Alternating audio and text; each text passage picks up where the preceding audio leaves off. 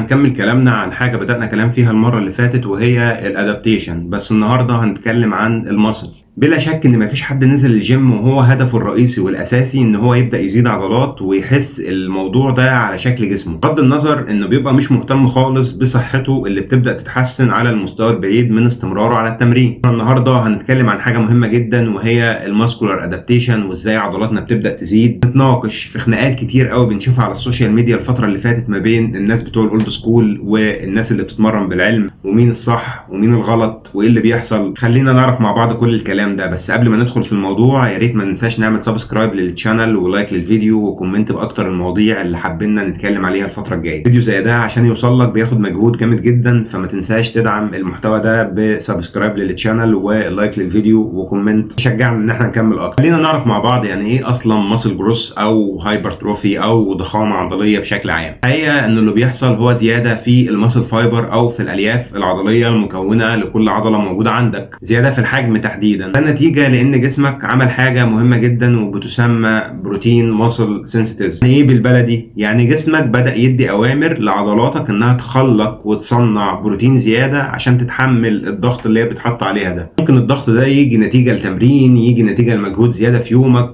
نتيجة لمجهود زيادة في شغلك. ايا كان الضغط اللي حاصل عليك ممكن يؤدي لزيادة في الحجم العضلي بتاعك. فلو دخلنا لنقطة ادق شوية هنلاقي ان المكون اللي موجود في الالياف العضلية بتاعتك اسمها المايوفيلامنت. المايوفيلامنت دي جسمك بيبدأ يكون منها وحدات اخرى وبتتجمع جنب بعض في حاجة اسمها المايوفايبرز. لو دخلنا لنقطة ادق كمان هنلاقي ان المايوفيلامنت ده مكون من بروتينات، منها كونتراكتايل بروتين او بروتين بيحصل له انقباض عضلي وهو اللي بيحسسك بقصر العضلة وطولها اثناء ما انت بتلعب تمرين مثلا، ودول معروفين جدا واسمهم الاكتين والميوسين. بروتينات تانية نون كونتراكتايل بيحصل لهاش انقباض عضلي، دورها الرئيس انها تحافظ على وظيفة الاكتين والميوسين وانها بتدعمها شوية في التثبيت وفي الشكل الخارجي وهكذا، لكنها ما بيحصلهاش انقباض عضلي زي الاكتين والميوسين اللي احنا لسه متكلمين عليهم. دول اسمهم التيتاين والنبلين. حجمك بيبدأ يزيد ازاي وعضلاتك بتبدأ تكبر ازاي؟ عن طريق ان جسمك بيصنع بروتينات زيادة من الاكتين والميوسين والتيتاين والنبلين. شفت الموضوع سهل ازاي؟ الاكتين والميوسين لما حجمهم بيكبر وبيبدأوا يزيدوا كوحدات كمان داخل الخلايا العضلية، بتبدأ تاخد الشيب بتاع عضلاتك، وعضلاتك نفسها بتبدأ تاخد السايز بتاعه. تاني حاجه في سؤال ازاي جسمك بيبدا يزيد في الحجم، وهو ان جسمك بيحاول على قد ما يقدر انه يحافظ على البروتينات اللي موجوده جوه العضله. تيجي تسالني سؤال وتقول لي ازاي؟ في خلال اليوم بتاعنا جسمنا دايما بيبقى في حاله انابوليزم وكاتابوليزم، بيحاول ان هو يبني وفي نفس الوقت من الناحيه الثانيه بيبدا يهد. من ناحيه عضلاتك بتبدا تتبني وبيحصل لها انابوليزم عن طريق تخليق بروتين زي ما احنا لسه متكلمين. الناحيه الثانيه بيحصل داون ريجوليشن وبيبدا جسمك ان هو يفرط في البروتين اللي هو اتكون او اللي داخل لك اصلا عن طريق الاكل. انت عشان تكتسب حجم عضلي وتبدا تزيد عضلات انت محتاج تعمل حاجتين: ان مستوى الانابوليزم والبناء ده عندك يكون عالي، بس في نفس الوقت مستوى الريجوليشن اللي بيحصل من الناحيه الثانيه او الداون ريجوليشن والهدم اللي بيحصل ده يبدا يقل. الموضوع ده هيحصل ازاي وازاي هنقدر نحافظ عليه؟ عن طريق حاجتين برضه: التمرين من الحاجات الاساسيه اللي بتحط ميكانيكال تنشن او لود على عضلات. الاكل، انك محافظ دايما على نسبه البروتين في جسمك ونسبه الامينو اسيد تحديدا في الدم بتاعك بما يتناسب مع احتياجات جسمك. حفاظك على الحاجتين دول هيحفزوا لك مستوى البناء العضلي عندك بشكل كبير وهيقلل من عمليه الهدم اللي بتحصل. خلينا نطلع من النقطه دي وندخل تاني في اول نقطه: اللود اللي انت بتحطه على جسمك.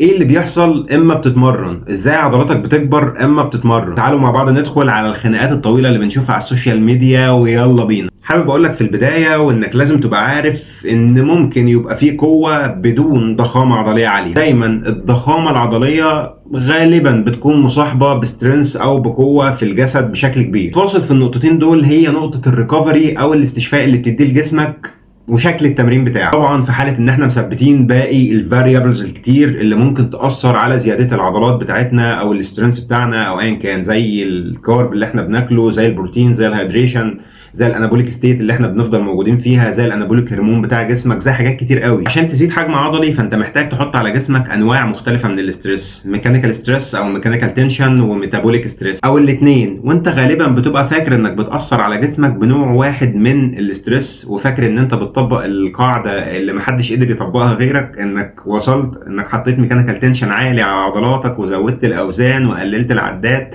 فما بيحصلش من الناحيه الثانيه ميتابوليك ستريس او اجهاد ايدي وزياده للاتش ايونز في العضلات بتاعتك وزياده للاكتيك اسيد في العضلات بتاعتك. عشان ما ندخلكوش في تفاصيل قبل ما نشرحها، خلينا الاول نتكلم عن الميكانيكال تنشن. الميكانيكال تنشن هو اللود والحمل اللي انت بتحطه من خلال الاوزان في المجموعه بتاعتك اللي انت بتلعبها، اللي بتوصلك بعد مثلا ايا كانت العدات، خلينا ما نتكلمش عن الحته دي دلوقتي، بتوصلك بعد فتره من العدات ان انت ما عدتش قادر انك تكمل التمرينه، وبدات تحس بفتيج، وبدات تحس انك مش قادر انك ترفع الوزن اللي انت شايله. ده تحديدا بالبلدي الميكانيكال تنشن. الميكانيكال تنشن والخناقات اللي قايمه على السوشيال ميديا بتقول لك انك محتاج انك توصل لرينج عدات من 6 ل 8 عدات او من 6 ل 10 عدات. بس كل الدراسات اللي اتكلمت عن حته الميكانيكال تنشن انت ممكن توصل من 5 ل 30 عدة. الشرط الاساسي انك تحقق القاعده، انك توصل بالمجموعه بتاعتك انك فعليا ما عدتش قادر تشيل الوزن او قربت من الحته دي، بغض النظر العدات اللي انت وصلت لها. يعني لو انت جبت وزن عالي وانت بتتمرن تمرين زي الشيست بريس مثلا، والوزن ده كان تقريبا 80% من ال1 ريب ماكس بتاعتك، بدات تتحرك في الوزن وجبت بيه 6 عدات وبعدها وصلت لقرب الفشل العضلي او للفشل العضلي، في الوقت ده تحديدا انت قدرت بالست عدات اللي انت جبتهم انك تحقق المبدا المطلوب منك، وهو انك تحط ميكانيكال تنشن على العضلات. ايه رايك ان حد تاني جاب وزن اقل يصل مثلا ل 50% من ال1 ريب ماكس بتاعته في نفس التمرين، وبدل ما يجيب الست عدات راح جايب 30 عدة؟ هل كده مش هيزيد عضلات؟ هيزيد والله.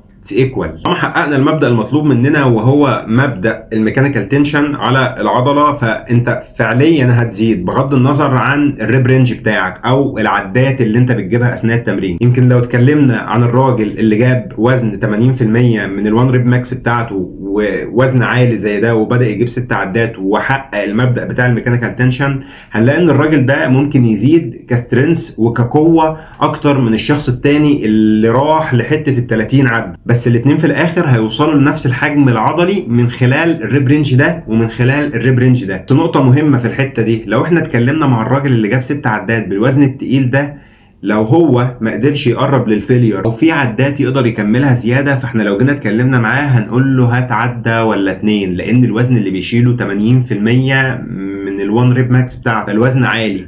بالعده الواحده او العدتين اللي هو هيجيبهم فوق السته مثلا، لو احنا ضغطنا عليه شويه عشان يقرب للفيلير، العدتين دول فعليا هيوصلوه للفيلير. لكن لو جينا اتكلمنا مع الشخص اللي جاب 30 عده ده بوزن اقل وقلنا له حاول تقرب اكتر للفيلير من خلال انك تجيب عدات اكتر، احنا ممكن نقول له مثلا هات 15 عده زياده، لان الوزن قليل، الريب رينج اللي هو هيلعب فيه او هيبدا يزوده كتير قوي. نفس الوقت اللود الكتير اللي انت حاطه على مفاصلك من خلال العدات الكتير اللي انت بتلعبها دي ممكن تعمل لك مشكله او ممكن تعمل لك اجهاد للمفاصل بتاعتك، على عكس انك تجيب 6 عدات مثلا بوزن اعلى. يمكن لو جيت بصيت الراجل اللي جاب 6 عدات بالوزن التقيل ده، هم اوفر اول هم 6 عدات، تحميل على المفاصل اقل من انك تجيب مثلا 30 35 عد حتى لو الوزن قليل. فالمعضله هنا مش انك هتزيد عضلات ولا لا من خلال الريب رينج اللي انت بتلعب فيه، لكن طالما حققت المبدا بتاع الميكانيكال تنشن اللي لسه متكلمين عليه، فانت فعليا هتزيد عضلات هنا زي هنا. لكن الراجل اللي بيشيل اوزان قليله بعدات كتيره دي في كذا مشكله ممكن تواجهه، هو ان قرب الفيلير اصلا في شك الا لو هو حد متمرس جدا، لان ما اعتقدش ان حد هيفضل يلعب 30 عده وفي نفس الوقت ممكن يزهق فيبطل التمرين وهو ما وصلش للميكانيكال تنشن المطلوب اللي يوصله ان هو يزيد عضلات. ثاني حاجه ان التحميل على المفاصل في الناس اللي بتشيل اوزان قليله عدات كتير دي ممكن يكون اعلى من الناس اللي بتشيل اوزان اتقل بعدات اقل. ثالث نقطه هو الشخص اللي بيشيل اوزان اتقل بعدات اقل دي ممكن، او هو مش ممكن، هو اكيد هي هتاثر معاه على الاسترنس او القوه بتاعته بشكل كبير جدا. الاسترنس او القوه عموما هو ناتج انك تأدي الوظيفه بتاعتك اللي انت محتاجها لعدات اقل او ريب رينج قليل يصل ل5 عدات فما اقل. اللي بيحصل عند الشخص اللي بيشيل اوزان اتقل بعدات اقل، ده الريب رينج بتاعه فيما يقارب من 6 ل 10 عدات بالكتير قوي. حاول ان هو يبوش اعلى وزن يقدر يجيبه في خلال ال10 عدات دول، ممكن يصل من 75% ل 85% من ال1 ريب ماكس بتاعته. عشان احنا داوشين دماغكم بال1 ريب ماكس برضو، لو حد مش فاهم هي ايه، هي اعلى وزن بتقدر ترفعه لعده واحده بس. يعني افتراضا لو انا بقول لك انا محتاجك تجيب عده واحده بس من تمرين زي الباربل شيست بريس، فانت الوزن اللي انت هتحطه هو ما يقارب اعلى وزن انت بتجيب بيه عده واحده بس، وما بتقدرش تزود عدات عن كده. بمجرد انك رفعت الوزن ونزلته خلاص الموضوع انتهى، مش هتقدر تجيب عدات اكتر من كده تاني. هو اصلا ما بيتعملش، هو رمز افتراضي كده احنا بنحطه من خلال بعض المعادلات، ممكن نبقى نتكلم عليه اكتر في فيديوهات بعد كده كتير. لما بنحط ميكانيكال تنشن على عضلاتنا بيحفز لنا باثواي بيولوجي اسمه الامتور. الامتور ده هو المايسترو بتاع عضلاتك، اي ريسبونس او اي تحفيز ناحيته هيعمل بروتين ماسل سينثيز او زياده في تخليق البروتين العضلي. غير كده ان الميكانيكال تنشن ده بيقلل من الانهبيتوري جروث فاكتور زي بروتين في جسمك اسمه المايوستاتين. وظيفته انه بيعمل داون ريجوليشن لنسبه البروتين اللي بتتكون، او بيبدا يكسر في البروتينات اللي جسمك بيبدا يكونها. فمع التمرين او مع الميكانيكال تنشن اللي انت بتحطه على جسمك بيبدا البروتين ده يتحجم شويه وما يقومش بالوظيفه بتاعته الكامله، ويبدا يهدى وما يعملش الريجوليشن اللي احنا مش عايزينه ده عشان ما يكسرش البروتينات اللي في العضلات بتاعتها. تاثير الميكانيكال تنشن او الضغط اللي انت بتحطه على عضلاتك بيفضل مستمر معاك من 48 ل 72 ساعه. فانت في الفتره دي تحديدا بعد التمرين جسمك بيبقى في انابوليك ستيت عاليه جدا، فانت محتاج تظبط الكارب، محتاج تظبط البروتين، محتاج تظبط النوم والاسترس، محتاج تظبط الانابوليك ستيت او الانابوليك هرمون اللي في جسمك تبدا تشتغل بشكل كويس عشان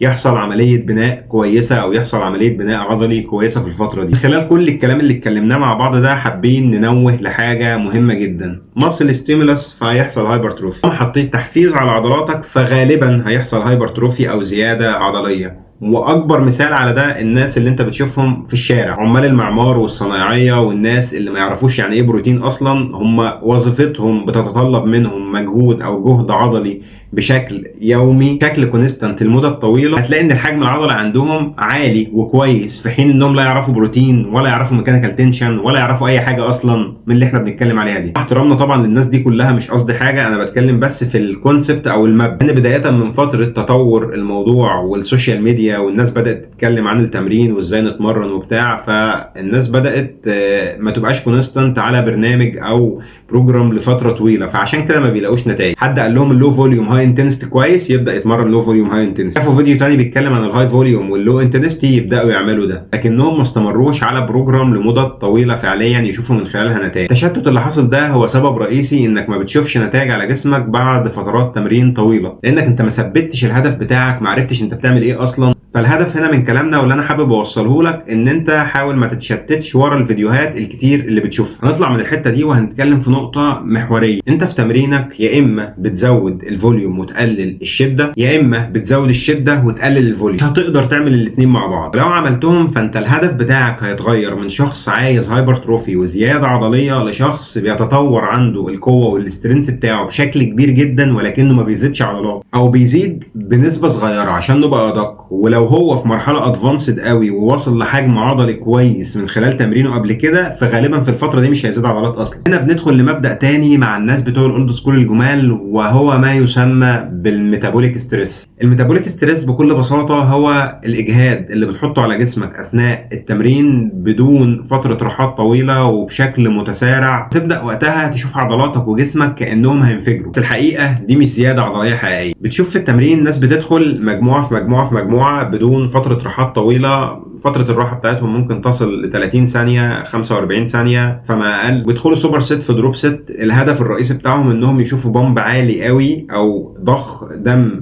للعضلات بشكل عالي قوي اثناء التمرين بتاعه. الدايره بتاعه التمرين اللي حصلت دي ادت لايه؟ ادت لان جسمك وعضلاتك اتراكم فيه لاكتيت واتش ايونز، الويست برودكت او المخلفات اللي بتخرج من جسمك اثناء ما جسمك بيحاول ان هو ينتج طاقه عشان يؤدي وظيفه معينه او يؤدي تمرين معين. فالمفترض ان جسمك يبدا ياخد راحه بشكل يتناسب مع القوه او التمرين اللي هو عمله، عشان جسمك يبدا يتخلص شويه من اللاكتيت والاتش ايونز اللي خرجوا اثناء التمرين دول، وتقدر عضلاتك تريكفر عشان تشيل نفس الوزن من تاني او تقدر تزود عليه كمان. الحته دي تحديدا او ما بتحط ميتابوليك ستريس عالي على جسمك بيأدابت من ناحيه تانيه خالص، ما بيبقاش عايز يزود لك الحجم العضلي بشكل عالي قوي بما يتناسب مع التمرين، ولكنه بيبقى عايز يتخلص من المخلفات اللي بتحصل دي اثناء التمرين. فبيأدابت من ناحيه الجلايكوليتيك انرجي سيستم، او بالبلدي كده عشان نبسط الموضوع مع بعض، الجهاز المسؤول عن انتاج الطاقه بتاعتك والتخلص من المخلفات اللي حصلت اثناء التمرين دي. جسمك بيحاول انه يوصل بالسيستم ده لاعلى قدره انه يتخلص من المخلفات دي بسرعه، وانت في الوقت ده تحديدا من التمرين ما بتبقاش قادر قوي انك تشيل وزن عالي او تحط ميكانيكال تنشن عالي قوي على عضلاتك نتيجه الاجهاد العضلي اللي انت عامله